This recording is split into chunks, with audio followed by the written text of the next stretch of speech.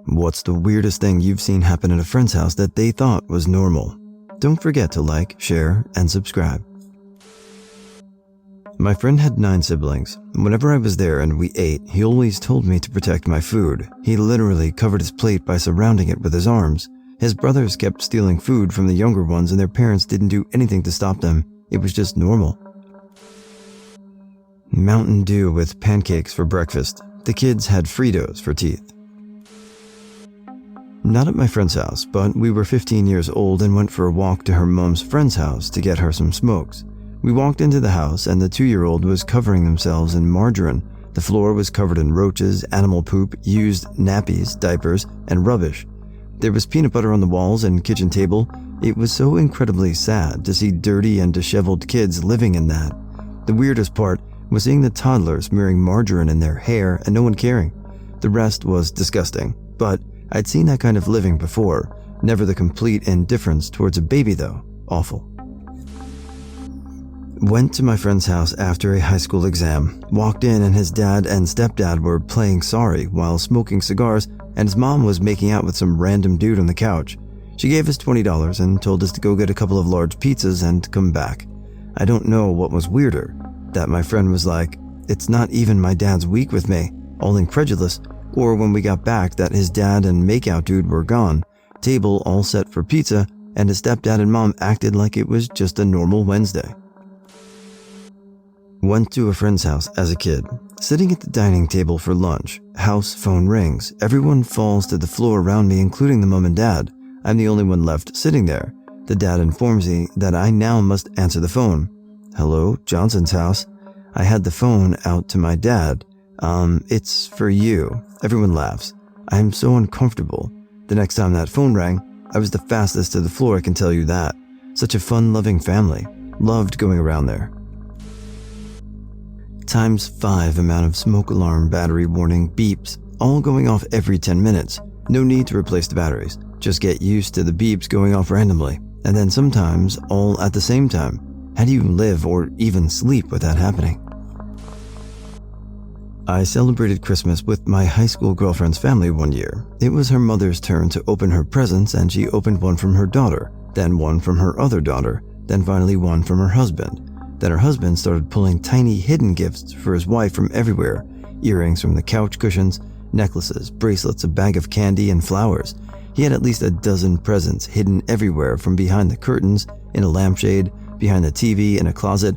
They just kept coming, and he had the biggest grin on his face. When he was done, he wished her a Merry Christmas, told her he loved her, and kissed her right on the mouth in front of me. It was wonderful, but extremely weird to me.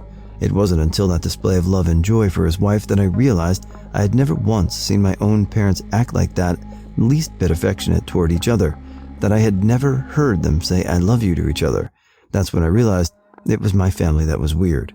It wasn't until that display of love for his wife that I realized that it was manly to be romantic and to show love and affection. Her parents were wonderful people, and I will always regard them as role models. I hope they're doing well all these years later. My friend got backhanded across his kitchen. He slid across the floor to me. After about a 5 count, he got up and we went and played chess. Rich friend's family had rooms not touched in weeks that had vomit on the bed sheets from one of their parties. A neighbor's dad was an avid fisherman, and he would use these electrode things in the lawn to get worms to come up that he was going to use as bait. He would also eat some of the first ones to come up to check if they tasted right. If not, he would remove the electrodes and try again another day. This happened when I was like 6. I needed to use the bathroom at a friend's house, and he led me to his parents' bathroom. The place was filled with crap of all sorts. Boxes, magazines, an inflatable pool, lots of other stuff. You could barely get in there. He pulled out a drawer from the installed cabinet by the entryway and said to pee in there. I thought he was joking, until he went ahead and peed in there himself. I couldn't argue with that, so I too peed right in there. Then he shut the drawer, and we went and played more Ninja Turtles. I have no idea what became of that drawer, house, or family. When I was a kid, the neighbor's TV was always at 75% volume or higher. They'd literally sit in the living room and scream at each other over the TV on blast. Went to a friend's house that had dog shit all over the floor, roaches by the thousands, including dead in the microwave and freezer. And to make matters worse, they had a healthy dose of bedbugs too. His excuse was he's busy from working all day. This guy was a hairstylist too. Yikes. Someone was in the bathroom, so the kid who lived there went into the back garden, took a shit in the flower bed, and shoveled dirt on top of it. The bathroom was free by the time he'd finished. My friend's dad convinced the kids that the butt of each loaf of bread was the best. He also outlawed hitting, but placing your hand on your siblings' shoulders and punching your own hand was acceptable. It was Noel's turn to get the end piece of the next loaf of bread, but he and I were playing when groceries came in. When Tony took the end piece, Noel went ballistic, but by ballistic, he placed his hand on his brother and was punching it. The father also collected pipe organs. He had several electric and electronic consoles. One time, I took a trip across the country, disassembled a full pipe organ and packed it home. They bought a geodesic dome and rebuilt the organ inside it.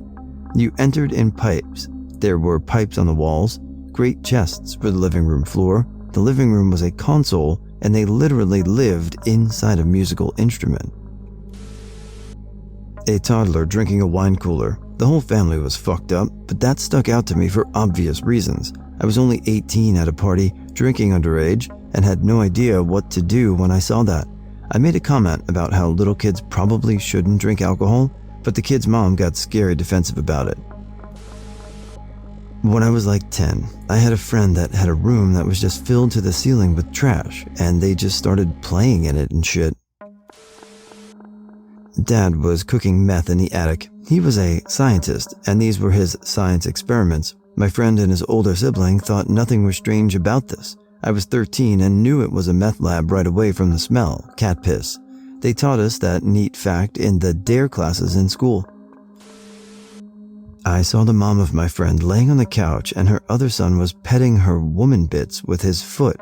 And it wasn't the right kind of playful, it was very sexual. And the look on both of their faces was like right before a porn movie. My friend and I were right there and nobody batted an eye. In fact, she started to give me the same look. Me and my friend were 15 and his younger brother, 11. One time, I was at my friend's house while his dad was working late. His mom brought home 2 Little Caesars pizzas for us, his brother, and his parents. By the time his dad got home from work, there was no pizza. So his dad just made himself a salad for dinner and no one got screamed at until they cried. Not my friend, but her ex-boyfriend. He and his mom were very touchy to a point that it made everyone highly uncomfortable. His mom hated my friend and made a point to be touching her son constantly. I even watched him try and kiss his mom on the lips in front of everyone, and on another occasion, she pulled him into her lap. He was 17. I'll be the weird family, although this doesn't quite fit the normal since no one thought it was normal. I was about 12 or 13 and I had a huge zit on my ass that was incredibly painful and it was deep under the skin. I couldn't pop it no matter what, and in my extreme pain sitting down, I asked my dad to pop it. He said, "All right," and I took down my pants and bent over. My dad then put on gloves to pop the zit. Anyway, in the middle of all this, my sister's friend, girl, at 10 or 11 walks in on us at full speed as we were behind a wall that connects the hall sector to the living room, so she was real close. She gasps and walks out of the room. Yeah, there we go. My house, but looking back, it's unusual. My dad was a doctor, and it was not uncommon for him to take a patient's blood on the way home and store it in the fridge next to the orange juice overnight, then take it to work the next morning. Can't do that these days, of course, but the 70s were pretty wild.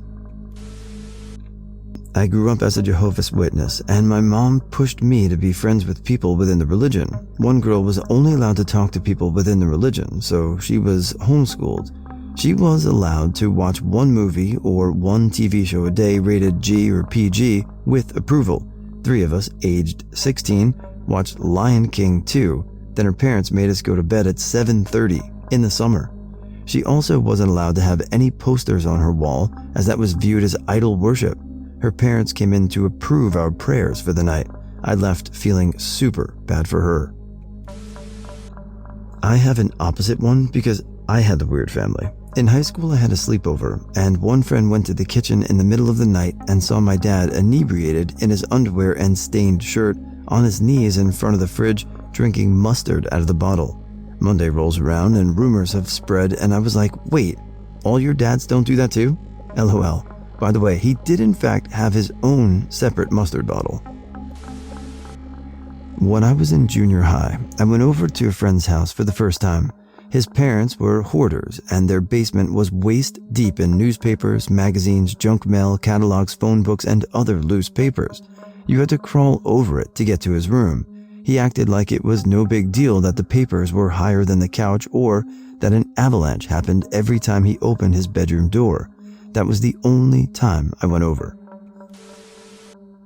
Being sent up to the friend's room while the fam and friends were eating dinner, yes, this was common practice in Sweden in the 80s and early 90s, but it's still fucked up. Why I'm sitting here alone playing Game Boy while you peeps are eating? My childhood best friend lived with his grandparents. His grandfather was a clockmaker. He mostly restored them. Their large 2-story house's walls were covered in old restored grandfather and cuckoo clocks. Each one had a smaller sticker with a number so he could keep track of them all. The highest number I saw was over 700. I would say 25% of them were wound so every hour you were treated to a symphony of clocks. I didn't appreciate it when I was a kid, but those clocks were fantastic pieces of workmanship. In high school, I would stay at my friend's house a lot and play video games and sleep over. My friend's mom would encourage his little sister and her friends to put on skimpy outfits and try to seduce me and his other friends, take their tops off in the hot tub and things like that. His mom would stand at her bedroom window and watch her daughter try to bang all his friends. I didn't get it at the time, but I secretly think his mom was the one who wanted to bang all of us, so she told her daughter to instead. His mom would also drink a bottle of wine and touch us inappropriately, touch our stomachs or slap our butts, and say things like, "Oh, have you been working out?" And my friend would just say like, "Cut it out, Mom, you're embarrassing me." The whole family was weirdly sexual, and I learned later they had some dark secrets. You think? In 2nd grade, my friend's parents were separating, and the dad kept screaming at his wife through the phone. The kids acted like it was normal, but I was freaked out. I'd seen parents argue, but not lose all respect for each other. My mom told me the next day that I was to call her if that happened again. She thought it was close to becoming a domestic incident.